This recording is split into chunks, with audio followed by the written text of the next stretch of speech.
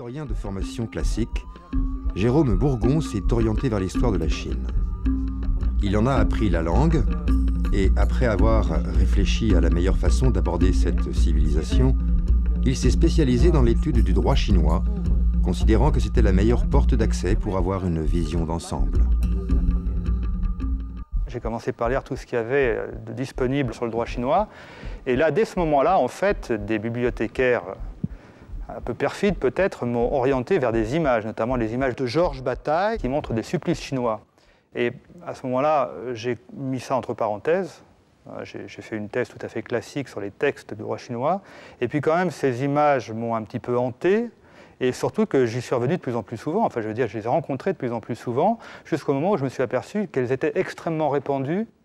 Et donc, il n'était pas possible de faire une étude du droit chinois de manière un petit peu abstraite, sans s'intéresser au fait que la perception du droit chinois par les Occidentaux était aussi une image visuelle, finalement. Enfin, était aussi quelque chose de très visuel, de très ressenti, parce que c'était ces images de supplices chinois qui traînaient partout.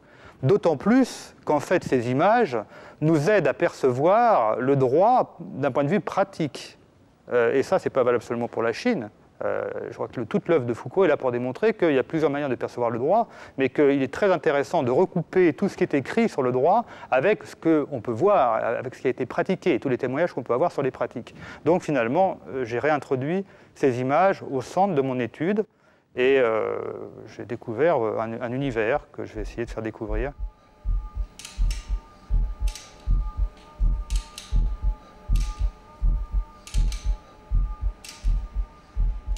Tu as eu connaissance finalement du document que possédait le musée Niepce à travers une émission radiophonique à laquelle participait le conservateur Cheval. On va dire que tu es arrivé devant cet objet. Tu étais déjà, toi, dans ton travail d'iconographie du supplice chinois. En effet, tout mon problème, finalement, à partir de ces photos, c'est de réussir à savoir qui se la montre, identifier le supplicié et savoir à quel moment ça se produit et où ça se produit.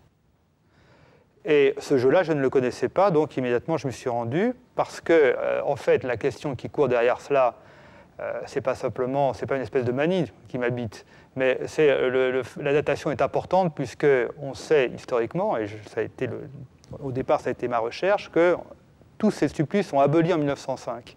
Or, on va trouver toute une série de livres, plus ou moins grand public, et de plus ou moins bon goût, qui nous disent que des supplices de ce genre se sont déroulés dans les années 20, 30, etc. Et donc finalement, ce supplice chinois est devenu un mythe qui court dans l'histoire chinoise. On pourrait presque dire que ça s'est passé durant la Révolution culturelle ou il y a une dizaine d'années.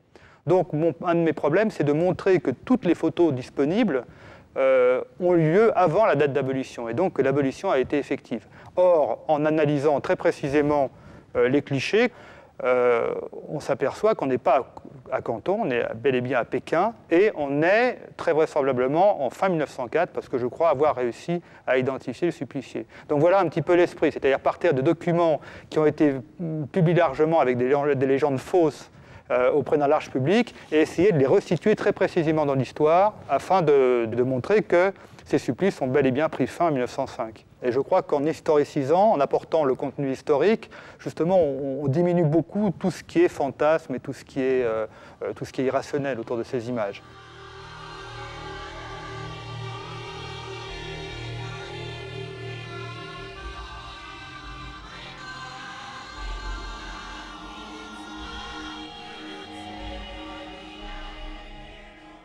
Avant de parler donc de ce supplice spécifique du Lingshu que nous voyons sur ces photos, il faut peut-être préciser une chose, c'est que le Lingshu est quelque chose d'extraordinaire, au sens très fort du terme, dans le droit chinois, dans la mesure où c'est un supplice qui n'est pas répertorié dans la liste, je dirais, légale.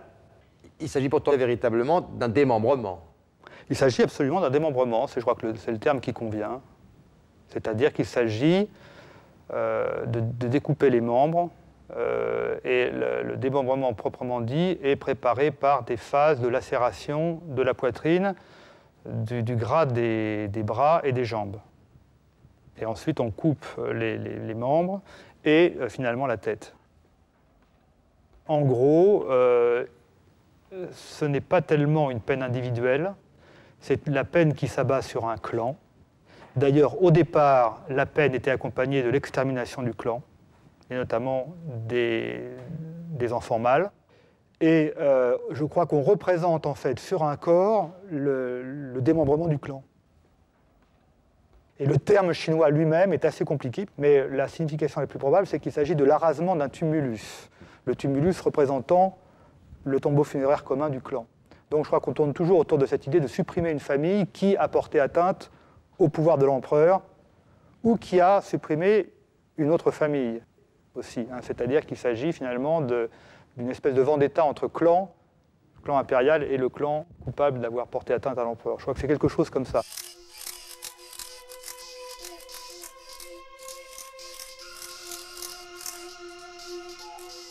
C'est vraiment un effet extrêmement frappant. Toutes les choses se détachent de manière très précise et on dirait que la scène prend un sens différent par rapport à ce qu'on voit sur des photos plates. Voilà, donc là on passe à la partie localisation. Alors a priori la photo aurait été prise à Canton, si j'ai bien compris. Alors il y a surtout, pour ce qui est de la localisation, cet élément très important que sont ces enseignes, ici, et surtout celle-ci.